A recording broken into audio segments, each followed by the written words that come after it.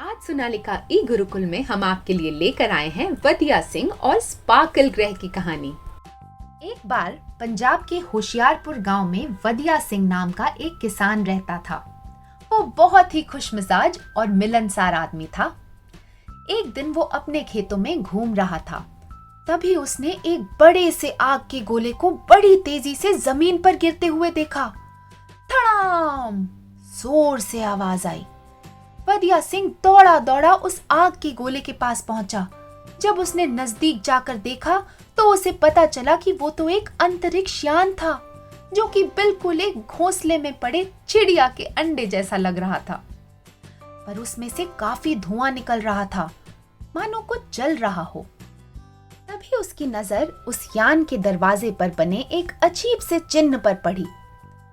वो अभी उसे देख ही रहा था कि अचानक उसने उसके अंदर से एक चीख सुनी और वो अंतरिक्ष यान के अंदर घुस गया। वहां बिल्कुल अंधेरा था, बस कुछ ही लाल पीली बत्तियां टिमटिमा रही थी। तभी उसने जमीन पर किसी को पड़े हुए देखा।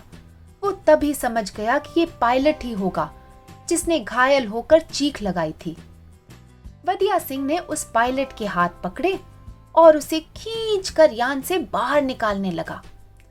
बाहर निकालकर जब वदिया सिंह ने उस पायलट को ठीक से देखा तो वो उसे देखता ही रह गया। उस पायलट का सारा शरीर नीले रंग का था और उसने सिर्फ एक लाल रंग की पैंट और लाल केप पहन रखा था। सिर्फ ये ही नहीं, उसके 4 हाथ थे, जिनकी कलाइयों में उसने उसी चिन्ह की घड़ियां पहन रखी थी जो वदिया सिंह ने उस अंतरिक्ष यान के दरवाजे पर देखा था। और ये क्या, पायलट के कान बड़े ही नोकीले और अलग तरह के थे और उसकी 2 आंखें आगे और 2 सर के पीछे भी थी। वदिया सिंह तो उसे देखकर हक्का बक्का रह गया। वो अभी उसे अपनी बड़ी बड़ी आंखों से देख ही रहा था कि पायलट ने कुछ कहने के लिए अपना मुंह खोला, और जैसे ही उसने अपना मुंह खोला तो उसके मुंह से हीरे मोती निकलने लगे और उसके मुंह से निकला हर शब्द हवा में उड़ उड़ कर शब्द बनाने लगा और फिर घप से गायब हो गया। वदिया सिंह अब और भी घबरा गया था। आखिर ये चीज क्या थी? तभी उस पायलट ने कहा, घबराओ मत दोस्त, मैं तुम्हें कोई नुकसान नहीं पहुंचाऊंगा। मेरा नाम जाजू है और मैं स्पार्कल ग्रह से आया हूं। वदिया सिंह की सांस में सांस आई और जल्दी ही वो और जाजू दोस्त बन गए। जाजू ने अपने ग्रह के बारे में बहुत सारी बातें बताई कि उनके ग्रह पर भी पृथ्वी के जैसे ही बड़े बड़े पहाड़ और सुंदर झीलें हैं। उसने बताया कि स्पार्कल ग्रह के सभी लोग जाजू जैसे ही दिखते हैं और चाय के प्यालों जैसे दिखने वाले घरों में रहते हैं। ऐसा इसलिए क्योंकि वहां लोग दिन के वक्त सोया करते हैं, क्योंकि सूरज की रोशनी से ही उनकी ताकत बनती थी, और फिर रात भर जागकर जुगनू के जैसे चमचमाते हैं। जाजू ने बताया कि स्पार्कल ग्रह पर बड़े लोग हमेशा खजाने की तलाश में रहते हैं और अपने खाली वक्त में तैरना और पहाड़ों पर चढ़ना पसंद करते हैं। वदिया सिंह को जाजू की सारी कहानियां सुनने में बड़ा मजा आ रहा था। उसने सोचा स्पार्कल ग्रह तो बड़ी अच्छी जगह लगती है, जाजू को अपने घर लौटने में मदद करनी चाहिए। तो वदिया सिंह और जाजू उस अंतरिक्ष यान की जोड़तोड़ में लग गए। काफी देर के बाद जब अंतरिक्ष यान एक बार फिर उड़ने को तैयार हो गया तो जाजू ने वदिया सिंह को अपने ग्रह पर चलने का निमंत्रण दिया और वदिया सिंह खुशी खुशी तैयार हो गया और वो दोनों दोस्त अंतरिक्ष यान में बैठकर स्पार्कल ग्रह की ओर उड़ने लगे। जब वे वहां पहुंचे तो काफी लोग उनका स्वागत करने के लिए खड़े थे। सब कुछ बिल्कुल वैसा ही था जैसा जाजू ने वदिया सिंह को बताया था। वैसे ही ऊंचे ऊंचे पहाड़ और चाय के प्यालों जैसे घर। वदिया सिंह और जाजू घूमने निकल पड़े। चलते चलते जब उन्हें भूख लगी तो एक आम के पेड़ के नीचे वे खाने बैठे। जाजू ने वदिया सिंह को ताजी सब्जियों का सलाद खिलाया और कहा कि उनके ग्रह पर सभी लोग ऐसे ही ताजे फल सब्जियां खाते हैं जिनसे उनकी ताकत बनी रहती है।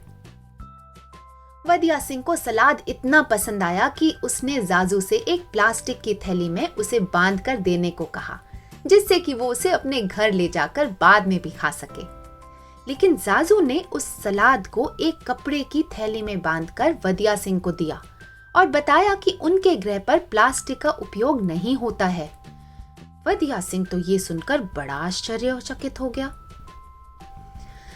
अब शाम होने लगी थी और पूरा स्पार्कल ग्रह अपने नाम की तरह चमचमा रहा था और वो दोनों ही चल चल कर काफी थक चुके थे।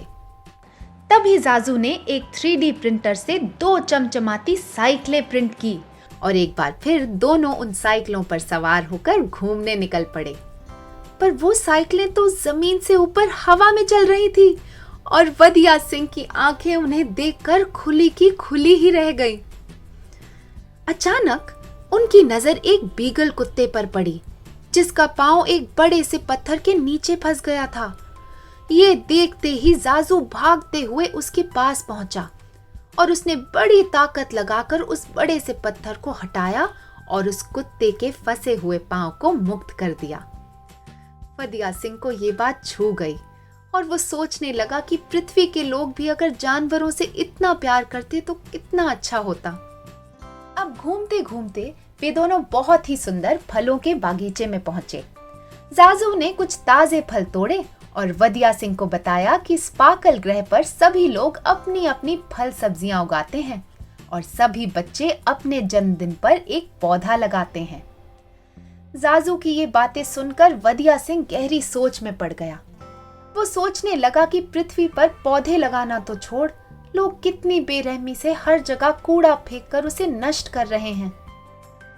वदिया सिंह ने स्पार्कल ग्रह पर आकर बहुत सारी अच्छी अच्छी चीजें देखी और सीखी भी, पर अब उसका घर वापस लौटने का वक्त हो चला था।